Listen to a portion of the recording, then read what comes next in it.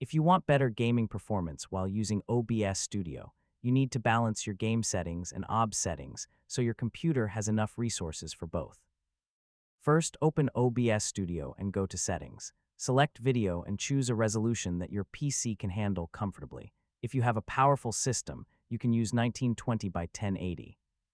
For lower-end systems, 1280 by 720 can provide smoother performance. Next, choose your frame rate.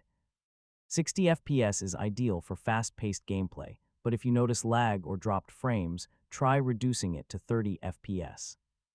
Now open the output settings and select the recording or streaming tab, depending on what you're doing. If your graphics card supports hardware encoding, use the appropriate hardware encoder. This can reduce CPU usage and improve gaming performance. It's also important to avoid unnecessarily high recording settings.